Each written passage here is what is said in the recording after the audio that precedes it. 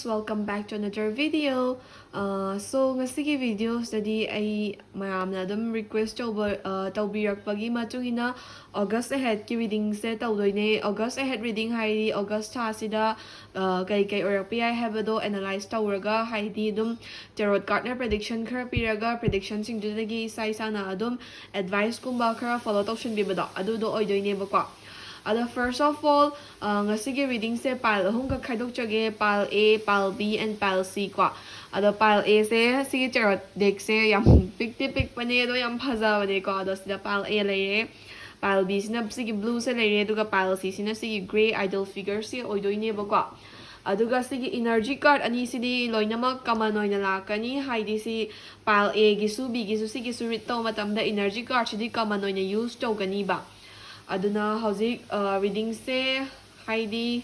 matam ya manghandabida haunaba tawrse isa isagi pal singdo ayam tanga fazna ucharake do dai isa isagi pal singdo apamba amamam era bira sira habado isa isa na khanbiro aduga ngasigi reading asidi card ta fazna focus tawba haidi mayamna dum khara haidi agi viewers ta khara na ko card ta ina focus tawbiro o sak utpi gano habasu yaweba aduna aina ngasidi dum card ta focus tawba reading so ina tawjarabani aduna sigi reading sina dum hena pambibra sak utpadune hena pambra habadu mayamna dum choose tawbiro o do ngasigi na di sugum smaina faceless reading haidi card ta focus tawba reading sida oina mayon sila se aduga video se ay tripod su yadaba aduga thabak khar chin makhotpa na bayekpa khar yawbadagi matam sangna thagatpa ngamudre ada sidagi di dum August ha sidagi di consistently haidi kay hani yam toina mak natraga su week amada amumukti dum hapa ngamna bahot na jage duna mayamna continuously support tawbiyo adanga siga na di pile A pile B pile C sidagi apama mam khanbiro ay fazana amtango char age aduga ngasigi August ahead ki reading se hauna ba towers se let's get into the video. So ahamada akhoi pile A natraga na sigi tarot deck or idol figure se choose to be bagay do adugi reading tawdoine do sige cards se mini cards ne bako haidi sige original version do paisa khara tangi duna ina broke oibagi paisa paida bagi leiba ngamjadre duna sige mini version se oina tawdoine adu sige mini version jisu dum yam phajabani illustration se ahambada idum ucharam ge ko adu sige card se dei adum ai phajana reading tawba hawre sijina ba dum nungai aduga ai khut ka dum yam chanai ko mini oibase ado ngasigi oina ahan ba pile A ko. So pile A khanmi basingi August hari ba man sida kai orakpa yabage habado ngasi card sing sidagi yangminarse ado card hana adum mathanda chongthorakpa natragana randomly pick tawba ko adumaini yengdoine ado hambada sigi mathak thangba se se ama lawjage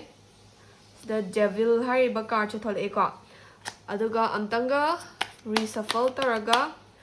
makha khwai thangba card se mung loge Dana Knight of Wands hari ba card thole ko. So the devil leire Knight of Wands leire ko. Aduga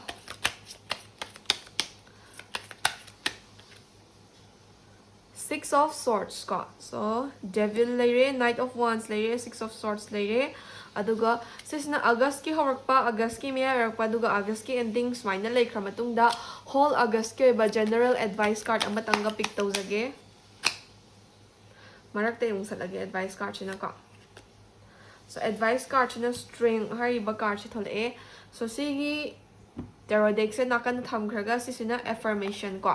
Affirmation hai sina August hari ba man sida isa da kari affirmation loina raga chat kadage hai badugi affirmation card che pick tawdoine ba ko. So gentleness hari ba card chi ma thole e card ani se compare to with the pick through pick khiwana ma se. So gentleness hari ba card chi ma leikhra ba matungda khoi sigi energy card haidi August hari ba man se pile A gi damakta kari energy na drive tawge habadu yengdoine ba ko. So openings ko sumaina card chingje pile A gi oina pick tawba loire ado card se ai amom to yung thangka charake camera se mathakta libagi zoom taw sin jam nungai tre ba ko aduna. So pile A khanbi basingi August month ki reading se hour se first of all August hari ba man sigi beginning phase ta ko sigi devil hari ba card thole e uber udabar hone devil ko. So sigi devil hari ba card chigi matungina pile A khanbi basing se August hari ba man sigi beginning sida isada kanadaba mafamda kwa matam manghanba matam sacrifice toba waste toba effort thadaba sigumba khara thengnarakani na haya haida hauji dum August sarabani na hauji dum thengnabiram su yare ado August hariba manse horakpa stage sida kwa isa se kai haini dum kitang negative oiba trend of friends oiba yai haidi isada kanadaba maruk mapang sangatin ba oiba yai kwa natragana isagi kanaba kemta phangdabida migi thaba inkhang na mating pangobo oiba yai or isada mangjaba mafamda isagi chamen effort waste tobo oiba yai ba haidi sana dum mangjaba mafam in the sense that physically oiba yai mentally oiba yai ko isana kanabam khangdaba isagi oiba kanabam leitaba jagada time, effort, money waste toba yabagi vision se uiba ko aduna August hariba month sigi beginning se hojik August hore ko so sigi beginning phase da yari gai thaba ama tawa matam da section biyo isada manga da isada kana roi da jaga da focus toraga lei bigano paisa nung sa sizina bada haina sizina biyo aduga yari gai fattaba sanga fattaba haina bigum badagi lap na lei biyo na haiba ko do ngasigi reading sa general reading oi banina mi khuding makki resonate tawgani haiba budi leite but August hariba month sigi dum general oiba reading nina some sort of resonance khar di yawba yai ba ko duna isa gi oiba advising su kudum khara lotion biyo do August ki beginning phase da yari gai fattaba sanga fattaba hainabi or isada mangjagadaba mafam da time money effort waste tawba sigumba se tawbidanaba na ahamba card na hairiba ko ani shuba card na Knight of Wands hariba card chi tholeba so sige Knight of Wands hariba card gi matungina pile A khanbiriba singna August hariba man sige mayai oirakpa matamda ko isa se kitang impatient oiba gumba kitang careless oiba gumba risk losaning bagumba ko sisina kari describe tawino haiba matamda pile A khanbiriba singsina August chagi mayai oirakpa matamsida tabak ama tawge na khalapa matamda sige tabak se tawardi tungda kay consequences oirakani gumba se analyze tawdaba ko ngahak ki ningak pa pangthok na bahot narakpa isa na ngangthokkiba wa ngaktaba ko adagi isa gi ngak ki wakhal ya pa mada chatba aina si tabak se tawardi tungda sisi oirakani ko haiba se khanthaba ngamdaba gumba ko adugumba khar thengnar aga isada amang ata ko paisagi field oibi physical strength oibi mental strength oibi isada amang ata khara lakhanba yabagi vision supiye duna August hariba month gi mayai orapa matamda ko August hariba month gi mayai orapa matamda yari gai isana ngangthokkiba wa nga aga chatnaba hotnabiyu practical oibiyu aduga thabak khudingmak wakhal da tang khallaga leiba thabak oina pangthokta se kanade but thabak oina pangthokke haiduna su impatient oiba careless oiba aina si thabak se tawardi tungda si consequences oirakani habado khanthadaba adugumbadi tawbigano na haibako haidi for example ai si thabak se pangthokta yadre wakhal da tang khallaga leiba yadre habase khan taraga su aina sigi thabak se pangthoktri kanda kai consequences oirakani si thabak se pangthodi si oirakani ko habado analyze tawbiyo bako hana adu itaragadi isagi ngasagi adum isana hotna jaribadugi mahai chabasu fangba duga afabasu oiba yabagi vision lakani duna yarigai action oriented oigadabani but matang matam chadana risk lawba impatient oibati tawoidabani habase ani shuba card chidagi vision phangeba ko ahum suba card china 6 of swords hariba card chithole eba ko so sigi 6 of swords hariba card china pile A khanbir basing sigi August month sigi ending sida kai oirakpa yai haiba matamda August month sigi ending sida isana some familiar oikiba mioi khara thengnaba gumba for example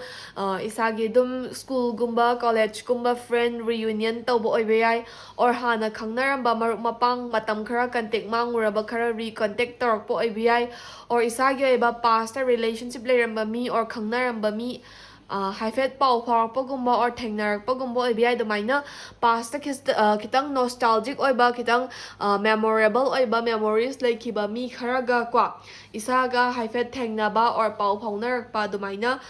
some mioi khara loina batinarakpa or nauna thengnarakpa yabagi vision leisi mak haina hekta phaba halaiba mi khuding mak phaba oini habadi leite but adugoma past ka related oiba mi khara thengnaba yabagi vision lei habane ba kwa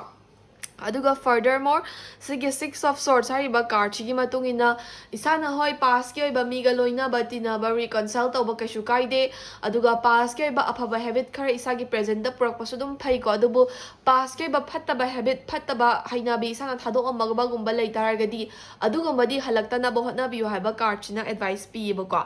so overall loina August month sigi starting, middle and ending sina kari vision pige haba matamda ko first card china isa se yari ge negative oiba impact gi lapna lebiyo aphabata phasna sort out tobiyo haba advice pi ani shuba card china yari ge thaba ama taw matamda careless oibigano impatient oibigano isa gi tawam thokpase phazana matang matam chana pangthok piyo aduga isa gi ngangthok ki bawang piyu ba thaba ama tawdrikanda tungi consequences analyze tobiyo haba sima vision pi ko aduga aroiba card china amuk isa gi pass ke ba mi khara loina rak pi thengna rak pi or paw phongna rak pi dubu pass ke ba aphaba habit ti present da pubiro ka shukai de but pass ke ba phatta ba habit ti present da lamsin birakanu pushun birakanu haba advice pi ba ko aduga aroiba tarot card hai tare ko sisina energy card lekhraga aroiba pile a ga aroiba tarot card china strength hariba card chathol eba so sigi strength hariba card china kari depict tauge ha matamda pile a khanbi basing nai sai sa gi hoiba August month sida ko general aina kari advice follow taugadage ha matamda isaje August hariba month sida mentally kitang down oiba adagi kitang emotional oiba oibiyai natragana isana pamda na isana pamda balambi da junction oibiyai or negative oiba thabak khara thokpa yai adugumba matamda yari gai mentally and physically strong oina leina ba hotna biyo aduga ngasagi mentally and physically strong oida taragadi condition du da mina negative oiba impact pirak pa yai kwa adumai negative oiba impact pirak pa matamda isana impact to kakthat pangamdaba avoid to banga magtaba suyai duna yari gai August hariba month se hojik August hawrabani ko duna August hariba month sida positive minded oina leibiyo strong minded oina leibiyo strong oina leibiyo physically mentally loina mak wakhal je strong oina leibiyo haiba advice pi ba ko furthermore affirmation card ta gentleness hariba card che thole so sigi gentleness hariba card chi gi matungina pale khanbiri basingna August hariba month da yari gai isa da gentleness hariba character se loina raga chatna ba hotna biyo haidi thaba ma taw ma tamda fing ba khot ba se yari gai to bidaba kwa ingna tapna gentle loiba way da gentle loiba mong da isa ge ba ithau pang thokna ba hotna ba kwa aduga furthermore thaba ma taw ma tamda mingon da wa kan na ngang ba law khongna na taw ba adagi action na yamna kai haini yamna root oiba behavior gumba action gumba so to bigano yari gai gentle loibiyo ing tapiyo patience leibiyo aduna isa gi damakta aphaba purakani haiba affirmation advice pi yebuko last but not the least energy card se opening sari ba energy card se thol eba ko so sigi opening sari ba energy card se gi matungina pile a khanbi ba singi August sari ba month sida ko some sort of opportunity khar open tarak toreba thabak ki opportunity oi bi or maru mapang no baloina tinana ba opportunity oi bi relationship ke no opportunity oi bi or any isa da benefit tawgada ba opportunity ama hekto oi bi ko do opportunity khar di open up tarak kadawre aduna open up tarak kadari ba opportunity se grab tawba ngamna ba prepare taraga leibiro haba advice energy card china pi ba ko duna ngasagi reading sida negative khar yaw taraga so isa gi positive oi ba opening khar di open up tarak kadore ba ko so pile a gi oiba reading se ngasi go di sida loire sidagi dum lawba yaba general advice na lotion biraga kai tawba yage sigi mansida haibado fazna khanbiro risk lowbi ba matamda impatient oibiga no tungi damakta khanbiyu ko ado ngasi go di pile a gi reading se matang soida loijare thank you for watching my video so ani subada pile B natragana sigi idol figure or blue tarot deck se khanmi basing do dugi August sari ba month sida kai rakpa yai habagi vision do card ching sidagi khangminar se ko do hambada khoi card se shuffle taraga pile B gi ba card pick tor se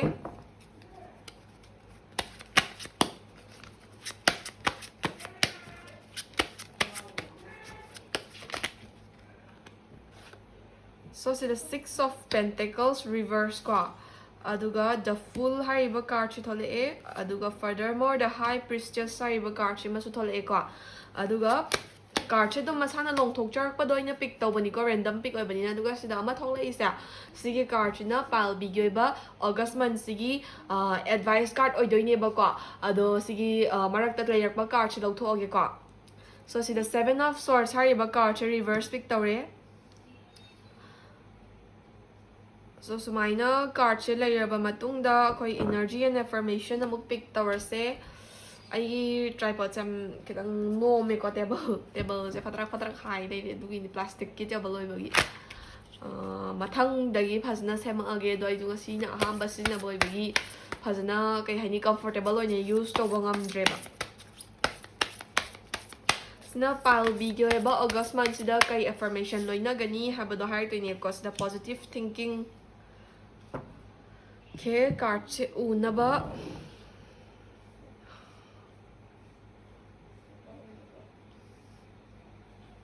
so smain tardi uredna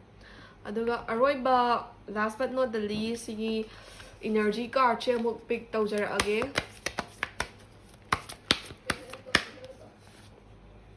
Pegasus ko so si se palbige ba card pick tawre makatarakpa adum palbige ba August month sida kai lege habado ai card je analyze taraga explain tawjarage ko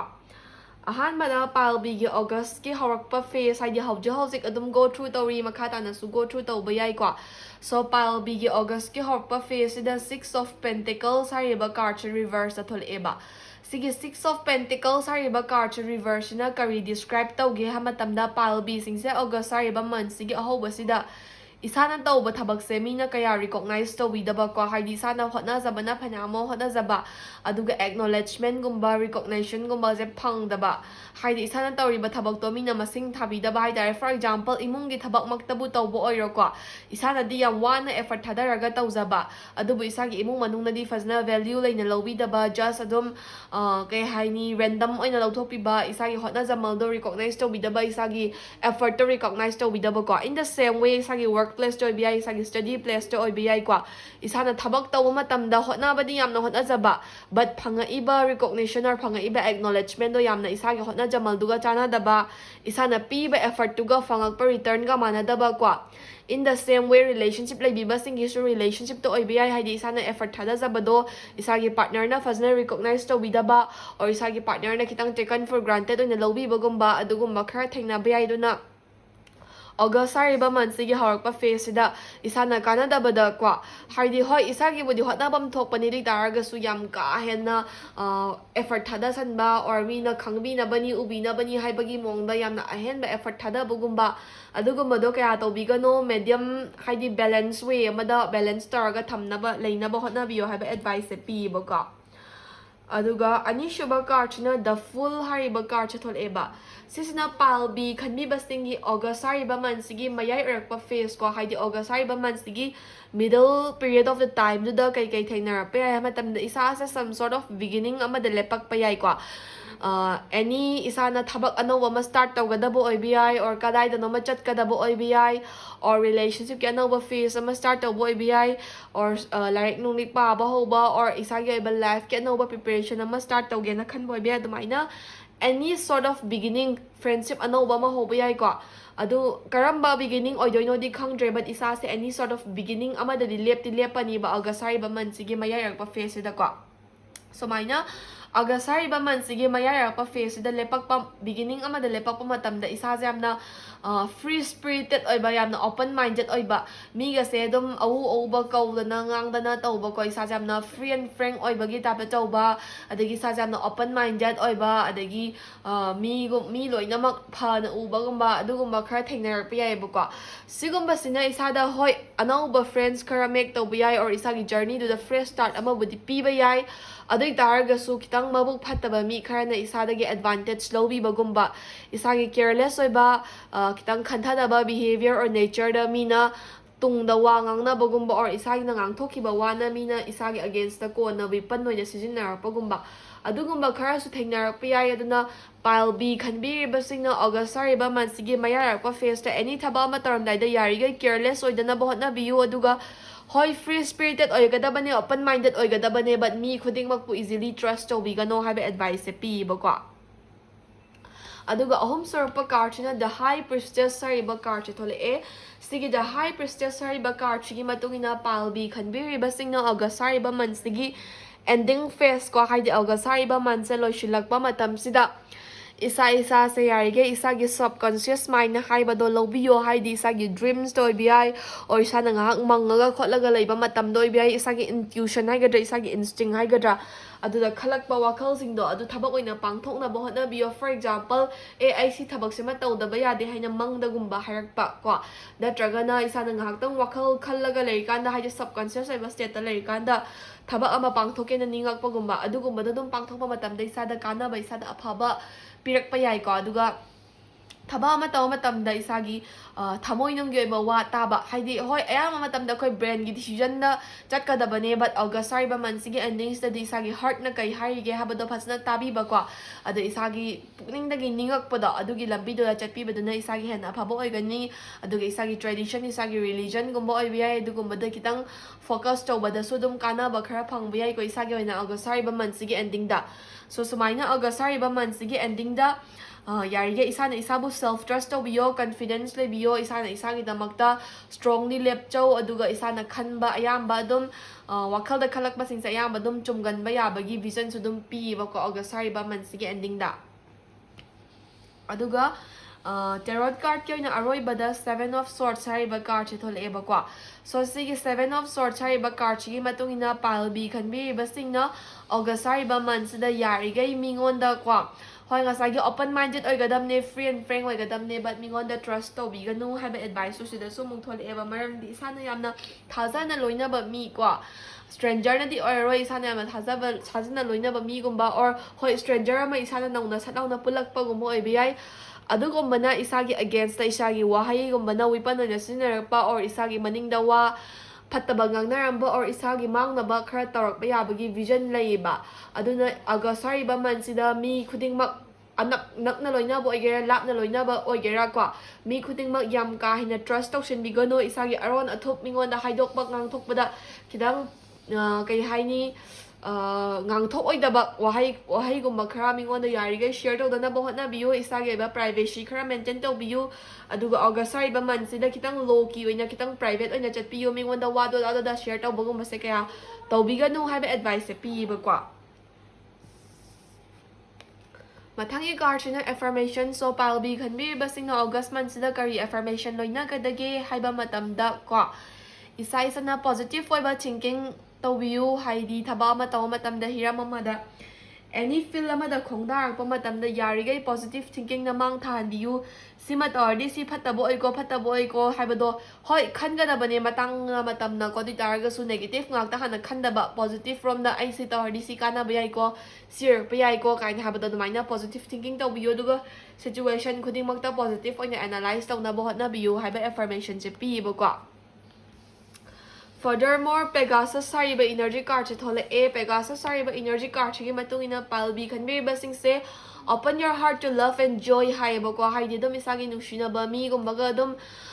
ꯔꯤꯂꯦꯁꯟꯒꯨꯝꯕꯁꯦ ꯍꯦꯟꯅ strong ꯑꯣꯏꯅꯕ bill up ꯇꯧꯕꯤꯌꯨ August ꯃꯟꯁꯤꯗꯀꯣ ꯑꯗꯨꯒ ꯏꯁꯥꯒꯤ ꯐ꯭ꯔꯦꯟꯁꯀꯨꯝꯕꯒ enjoy ꯈꯔ ꯇꯧꯊꯣꯛꯄꯤꯌꯨ ꯏꯁꯥꯒꯤ ꯑꯗꯨꯝ ꯍꯔꯥꯎ ꯇꯌꯥꯝꯅ ꯅꯨꯡꯁꯤ ꯆꯥꯟꯅꯅ ꯃꯤꯒ ꯂꯣꯏꯅꯔꯒ ꯆꯠꯄꯤꯌꯨ ꯄꯣꯖꯤꯇꯤꯚ ꯊꯤꯡꯀꯤꯡ ꯇꯧꯕꯤꯌꯨꯀꯣ ꯑꯗꯨꯒ ꯌꯥꯔꯤꯈꯩ ꯅꯦꯒꯦꯇꯤꯚ ꯃꯥꯏꯟꯁꯦꯠꯇꯒꯤ ꯂꯥꯞꯅ ꯂꯩꯅꯕ ꯀꯣꯏꯕ ꯂꯥꯡꯕ ꯍꯣꯏ ꯑꯗꯨꯒꯨꯝꯕꯁꯨ ꯑꯗꯨꯝ ꯈꯔ ꯆꯠꯄꯤꯌꯨ ꯑꯗꯨꯕꯨ ꯏꯁꯥꯒꯤ ꯑꯦꯛꯁꯟ ꯈꯨꯗꯤꯡꯃꯛ ꯀꯦꯌꯔꯂꯦꯁꯇꯤ ꯑꯣꯏꯕꯤꯒꯅꯨ ꯍꯥꯏꯕ ꯑꯦꯗꯚꯥꯏꯁꯁꯨ ꯀꯥꯔꯠꯅ ꯄꯤꯀꯣ ꯁꯣ ꯁꯨꯃꯥꯏꯅ ꯂꯚ ꯑꯦꯟ ꯖꯣꯏꯗꯁꯨ ꯑꯣꯄꯟ ꯑꯞ ꯇꯧꯕꯤꯒꯗꯕꯅꯤ ꯕꯠ ꯆꯦꯛꯁꯨ ꯆꯦꯛꯁꯤꯟꯒꯗꯕꯅꯤ ꯍꯥꯏꯕ ꯑꯦꯗꯚꯥꯏꯁꯁꯦ ꯄꯥꯜꯕꯤꯒꯤ ꯑꯣꯏꯅ ꯄꯤꯕ ꯁꯣ ꯄꯥꯜꯕꯤꯒꯤꯁꯨ ꯔꯤꯗꯤꯡꯁꯦ ꯉꯁꯤ ꯑꯣꯏꯅꯗꯤ ꯃꯇꯥꯡ ꯁ꯭ꯋꯥꯏꯗ ꯂꯣꯏꯔꯦ ꯑꯣꯒꯁ ꯍꯥꯏꯔꯤꯕ ꯃꯟꯁꯤꯗ ꯁꯤ ꯑꯣꯏꯔꯛꯄ ꯌꯥꯏ ꯍꯥꯏꯕꯗꯣ ꯈꯪꯉꯕꯅꯤꯅ ꯃꯌꯥꯝꯅ ꯆꯦꯛꯁꯤꯟꯅ ꯑꯗꯨꯝ ꯑꯦꯗꯚꯥꯏꯁ ꯈꯔ ꯐꯣꯂꯣ ꯇꯧꯔꯒ ꯑꯗꯨꯝ ꯆꯠꯄꯤꯔꯣ ꯑꯗꯨꯒ ꯀꯩ ꯑꯣꯏꯔꯛꯄ ꯌꯥꯕꯒꯦ ꯍꯥꯏꯕꯗꯣ ꯌꯦꯡꯕꯤꯔꯣ ꯉꯁꯤ ꯑꯣꯏꯅꯗꯤ ꯄꯥꯜꯕꯤꯒꯤꯁꯨ ꯔꯤꯗꯤꯡꯁꯦ ꯃꯇꯥꯡ ꯁ꯭ꯋꯥꯏꯗ ꯂꯣꯏꯁꯤꯟꯖꯔꯦ thank you for watching my video so ꯉꯁꯤꯒꯤ ꯑꯣꯏꯅ ꯑꯍꯨꯝꯁꯨꯕ ꯄꯥꯏꯜꯁꯤꯀꯣ ꯁꯤꯒꯤ ꯒ꯭ꯔꯦ ꯑꯥꯏꯗꯜ ꯐꯤꯒꯔ ꯅꯠꯇ꯭ꯔꯒꯅ ꯁꯤꯒꯤ ꯇꯦꯔꯣ ꯗꯦꯛꯁꯦ ꯈꯟꯕꯤꯕꯈꯩꯗோ ꯑꯗꯨꯒꯤ ꯄꯥꯏꯜꯁꯤ ꯈꯟꯕꯤꯕꯁꯤꯡꯁꯤꯒꯤ ꯍꯥꯏꯇꯥꯔꯦꯀꯣ ꯑꯣꯒꯁ ꯍꯥꯏꯔꯤꯕ ꯃꯟꯁꯤꯗ ꯀꯩꯀꯩ ꯂꯩꯒꯦ ꯍꯥꯏꯕꯗꯣ ꯑꯩꯈꯣꯏ ꯑꯍꯥꯟꯕꯗ ꯀꯥꯔꯠꯁꯦ ꯍꯥꯟꯅ ꯁꯐꯜ ꯇꯧꯔꯒ ꯄꯤꯛ ꯇꯧꯃꯤꯟꯅꯔꯁꯦ ꯀꯩꯀꯩ ꯂꯩꯒꯦ ꯍꯥꯏꯕꯗꯣ ꯌꯦꯡꯉꯁꯦꯀꯣ ꯄꯥꯏꯜꯁꯤꯒꯤꯗꯃꯛꯇ ꯁꯣ ꯑꯍꯥꯟꯕꯗ 7 of Wands ꯍꯥꯏꯔꯤꯕ ꯀꯥꯔꯠꯁꯤ ꯊꯣꯛꯂꯛꯑꯦ ꯔꯤꯚꯔꯁꯅꯤꯀꯣ ꯄꯤꯛ ꯇꯧꯔꯤꯁꯦ ꯑꯅꯤꯁꯨꯕꯗ Knight of Cups ꯀꯣ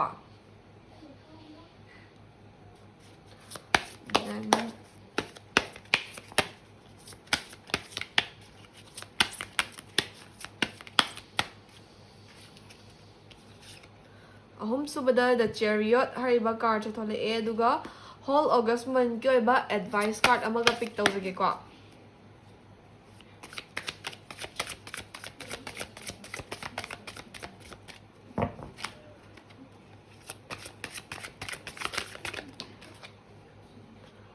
So advice card the moon hariba card su reverse ne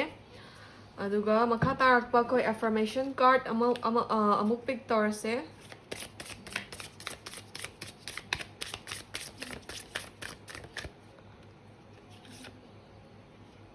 ꯁꯤꯗꯁꯨ ꯑꯃꯨꯛ ꯄꯣꯖꯤꯇꯤꯚ ꯊꯤꯡꯀꯤꯡꯁꯦ ꯊꯣꯛꯂꯛꯑꯦ ꯄꯥꯏꯜ ꯁꯤꯒꯤ ꯑꯣꯏꯅꯁꯨꯀꯣ ꯁꯤ ꯄꯥꯏꯜ ꯕꯤꯗꯁꯨ ꯑꯃꯨꯛ ꯊꯣꯛꯑꯦꯕ ꯑꯗꯨꯝ ꯄꯣꯖꯤꯇꯤꯚ ꯊꯤꯡꯀꯤꯡꯅ ꯁꯔꯥꯎꯟ ꯇꯧ ꯍꯥꯏꯕꯒꯤ ꯑꯣꯏꯔꯝꯕꯁꯨ ꯌꯥꯏ ꯑꯗꯣ ꯁꯤꯗ ꯑꯃꯨꯛ ꯏꯅꯔꯖꯤ ꯀꯥꯔꯠꯅ ꯑꯃꯨꯛ ꯀꯩ ꯂꯩꯒꯦ ꯍꯥꯏꯕꯗꯣ ꯌꯦꯡꯉꯁꯦ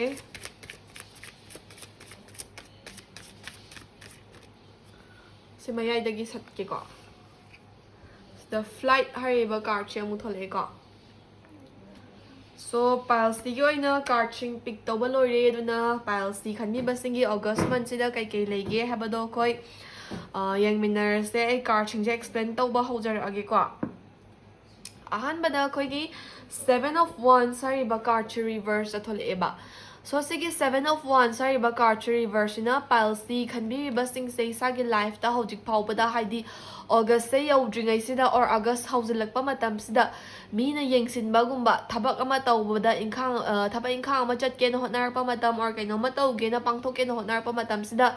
ꯃꯤꯅ ꯀ꯭ꯔꯛ ꯌꯦꯡꯁꯤꯟꯕꯒꯨꯝꯕ ꯃꯤꯅ ꯖꯦꯂꯁ ꯐꯤꯜ ꯇꯧꯕꯒꯨꯝꯕ ꯑꯣꯔ ꯈꯣꯡꯊꯥꯡ ꯈꯨꯗꯤꯡꯒꯤ ꯃꯤꯅ ꯁꯦꯟꯅꯕꯒꯤ ꯇꯥꯏꯞꯇ ꯑꯗꯨꯃꯥꯏꯅ ꯌꯦꯡꯁꯤꯟꯕꯒꯨꯝꯕ ꯈꯔ ꯊꯦꯡꯅꯕꯤꯔꯛꯑꯝꯕ ꯌꯥꯏꯑꯕꯀꯣ ꯄꯥꯁ ꯗꯦꯁꯤꯗ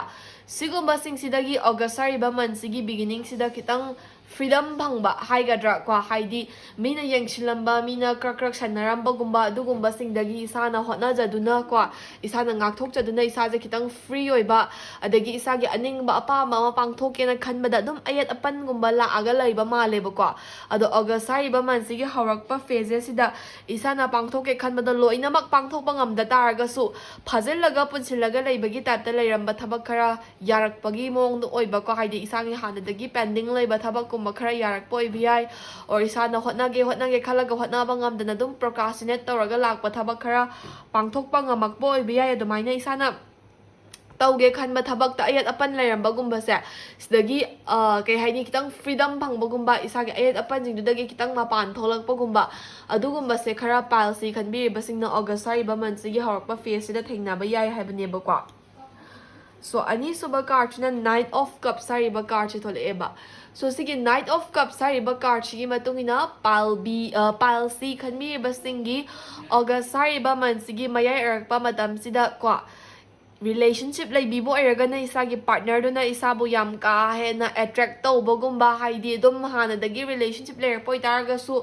ꯑꯣꯔ ꯅꯧꯅꯕꯨ ꯔꯤꯂꯦꯁꯟꯁꯤꯞ ꯂꯩꯔꯛꯄ ꯑꯣꯏꯇꯥꯔꯒꯁꯨ ꯏꯁꯥꯒꯤ ꯄꯥꯔꯠꯅꯔꯅ ꯏꯁꯥꯁꯦ ꯑꯗꯨꯝ ꯁꯤꯗ꯭ꯌꯨꯁ ꯇꯧꯕꯒꯤ ꯃꯑꯣꯡꯗ ꯌꯥꯝꯅ ꯑꯦꯇ꯭ꯔꯦꯛ ꯇꯧꯕꯒꯨꯝꯕ ꯏꯁꯥꯒꯤ ꯄꯥꯔꯠꯅꯔꯒ ꯑꯗꯨꯝ ꯂꯣꯏꯅꯔꯒ ꯇꯤꯟꯅꯔꯒ ꯑꯣꯔ ꯎꯅꯅꯤꯡꯉꯒ ꯑꯗꯨꯝ ꯂꯩꯕꯒꯨꯝꯕ ꯏꯁꯥꯒꯤ ꯄꯥꯔꯠꯅꯔꯕꯨ ꯃꯤꯁ ꯇꯧꯕ ꯐꯖꯅ ꯀꯝꯃ꯭ꯌꯨꯅꯤꯀꯦꯠ ꯇꯧꯅꯤꯡꯕ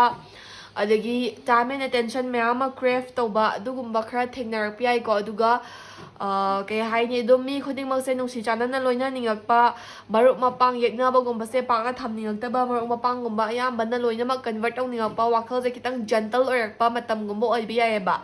ꯑꯗꯨꯒ ꯁꯤꯡꯒꯜ ꯑꯣꯏꯕꯁꯤꯡꯒꯤꯅ ꯏꯁꯥꯁꯦ ꯑꯗꯨꯝ ꯑꯅꯧꯕ ꯂꯚꯀꯨꯝꯕ ꯈꯔꯒꯤ ꯑꯣꯄꯣꯔꯆꯨꯅꯤꯇꯤ ꯂꯥꯛꯄ ꯑꯣꯔ ꯏꯁꯥꯅ ꯈꯟꯖꯕ ꯑꯅꯧꯕ ꯃꯤꯒꯨꯝꯕ ꯊꯣꯛꯂꯛꯄ ꯑꯣꯔ ꯏꯁꯥꯒꯤ ꯀ꯭ꯔꯁꯀꯨꯝꯕꯗꯒꯤ ꯑꯗꯨꯝ ꯈꯤꯇꯪ ꯔꯦꯟꯗꯝ ꯍꯦꯄꯤꯅꯦꯁꯀꯨꯝꯕ ꯈꯔ ꯐꯪꯕ ꯀꯣ ꯍꯦꯛꯇ ꯌꯥꯔꯛꯀꯅꯤ ꯍꯥꯏꯕꯃꯛꯇꯤ ꯍꯥꯏꯔꯣꯏꯒꯦ ꯕꯠ ꯔꯦꯟꯗꯝ ꯍꯦꯄꯤꯅꯦꯁꯀꯨꯝꯕ ꯈꯔ ꯐꯪꯕ ꯑꯗꯨꯒꯨꯝꯕ ꯐꯪꯕ ꯌꯥꯕꯒꯤ ꯚꯤꯖꯟꯁꯦ ꯑꯣꯒꯁ ꯍꯥꯏꯔꯤꯕ ꯃꯟꯠꯁꯤꯒꯤ ꯃꯌꯥꯏ ꯑꯣꯏꯔꯛꯄ ꯃꯇꯝꯁꯤꯗ ꯄꯥꯏꯜꯁꯤꯒꯤꯗꯃꯛꯇ ꯀꯥꯔꯠꯁꯤꯅ ꯚꯤꯖꯟ ꯄꯤꯌꯦꯕꯀꯣ ꯑꯗꯨꯒ ꯁꯤꯒꯤ ꯀꯥꯔꯠꯁꯤꯅ ꯗ ꯆꯦꯔꯤꯌꯣꯠ ꯍꯥꯏꯔꯤꯕ ꯀꯥꯔꯠꯁꯦ ꯊꯣꯛꯂꯛꯑꯦ ꯁꯤꯒꯤ ꯗ ꯆꯦꯔꯤꯌꯣꯠ ꯍꯥꯏꯔꯤꯕ ꯀꯥꯔꯠꯁꯤꯒꯤ ꯃꯇꯨꯡꯏꯟꯅ ꯄꯥꯏꯜꯁꯤ ꯈꯟꯕꯤꯔꯤꯕꯁꯤꯡꯒꯤ ꯑꯣꯒꯁ ꯍꯥꯏꯔꯤꯕ ꯃꯟꯠꯁꯤꯒꯤ ꯑꯦꯟꯗꯤꯡ ꯐꯦꯖꯁꯤꯗꯀꯣ ꯍꯥꯏꯗꯤ ꯑꯣꯒꯁ ꯍꯥꯏꯔꯤꯕ ꯃꯟꯠꯁꯤꯒꯤ ꯊꯥ ꯂꯣꯏꯁꯤꯜꯂꯛꯄ ꯃꯇꯝꯁꯦ ꯁꯤꯒꯤ ꯃꯇꯝꯁꯤꯗ ꯏꯁꯥꯁꯦ ꯏꯁꯥꯒꯤ ꯂꯥꯏꯐꯁꯦ ꯏꯁꯥꯅ ꯄꯥꯝꯕ ꯂꯝꯕꯤꯗ ꯆꯠꯂꯛꯄꯒꯤ ꯇꯥꯏꯞꯇ ꯇꯧꯕ ꯍꯥꯏꯗꯤ ꯑꯩ ꯉꯁꯤ ꯁꯤꯃ ꯄꯥꯡꯊꯣꯛꯀꯦꯀꯣ ꯀꯥꯏꯅ ꯈꯟꯕꯁꯦ ꯑꯗꯨꯝ ꯄꯥꯡꯊꯣꯛꯄ ꯉꯝꯕ ꯑꯗꯒꯤ ꯑꯩ ꯍꯥꯟꯅꯗꯒꯤ ꯁꯤꯃ ꯇꯧꯅꯤꯡꯉꯦ ꯁꯤꯃ ꯊꯕꯛꯁꯤꯃ ꯄꯥꯡꯊꯣꯛꯅꯤꯡꯉꯦ ꯑꯣꯔ ꯁꯤꯃ ꯍꯣꯠꯅꯅꯤꯡꯉꯦꯅ ꯈꯟꯕꯁꯦ ꯄꯥꯡꯊꯣꯛꯄ ꯉꯝꯕ ꯏꯁꯥꯅ ꯚꯤꯖꯟ ꯇꯧꯔꯝꯕꯗꯨꯒ ꯔꯤꯌꯦꯂꯤꯇꯤꯗꯨꯒ ꯍꯥꯏꯐꯦꯠ ꯃꯥꯟꯅꯔꯒ ꯑꯗꯨꯝꯆꯠꯄ ꯀꯣ ꯑꯗꯒꯤ ꯏꯁꯥꯒꯤ ꯑꯅꯤꯡꯕ ꯑꯄꯥꯝꯕꯒꯤ ꯂꯝꯕꯤꯗ ꯑꯗꯨꯝ ꯆꯠꯊꯕ ꯉꯝꯕꯒꯨꯝꯕ ꯑꯗꯒꯤ ꯊꯕꯛ ꯑꯃ ꯄꯥꯡꯊꯣꯛꯀꯦ ꯑꯣꯔ ꯀꯩꯅꯣꯝꯃ ꯇꯧꯒꯦꯅ ꯈꯟꯕ ꯃꯇꯝꯗ ꯃꯤꯟꯁꯀꯨꯝꯕꯁꯦ ꯄꯥꯡꯊꯣꯛꯄ ꯉꯝꯅꯕ ꯃꯤꯟꯁꯀꯨꯝꯕꯁꯦ ꯑꯗꯨꯝ ꯊꯣꯛꯂꯛꯄ ꯑꯗꯨꯃꯥꯏꯅ ꯏꯁꯥꯁꯦ ꯂꯛꯀꯤ ꯑꯣꯏꯕ ꯍꯥꯏꯒꯗꯣꯏꯔꯥ ꯑꯗꯒꯤ ꯗꯥꯎ ꯈꯔ ꯌꯥꯕ ꯍꯣꯏ ꯂꯛ ꯈꯔ ꯂꯩꯕ ꯐꯦꯁ ꯑꯣꯏꯗꯣꯏꯅꯦꯕꯀꯣ ꯑꯣꯒꯁ ꯍꯥꯏꯔꯤꯕ ꯃꯟꯠꯁꯤꯒꯤ ꯑꯦꯟꯗꯤꯡꯒꯤ ꯐꯦꯖꯁꯤꯗ ꯑꯗꯨꯅ ꯏꯁꯥꯅ ꯑꯗꯨꯝ ꯊꯕꯛ ꯑꯐꯕ ꯑꯃ ꯁ꯭ꯇꯥꯔꯠ ꯇꯧꯒꯦ ꯈꯟꯕ ꯑꯣꯔ ꯍꯥꯟꯅꯗꯒꯤ ꯄ꯭ꯂꯥꯅꯤꯡ ꯇꯧꯔꯛꯄꯒ ꯂꯩꯕꯒꯨꯝꯕ ꯈꯔ ꯑꯗꯨꯝ